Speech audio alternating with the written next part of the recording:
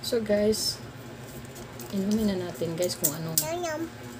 naka-sell pala siya. Yum, yum. Dito yung makulit ko sa ano guys, gilid ko. Ayan. Ang bango pala niya. Ang bango niya guys. So, dalawahin natin guys. Kaya sabi ng ano. Ito dalawa na siya guys. Nakadikit. Ayan.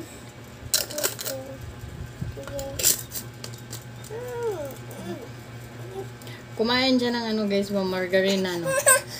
Kumain dyan ng margarine na chocolate kaya nagkaganyan yung mukha niya.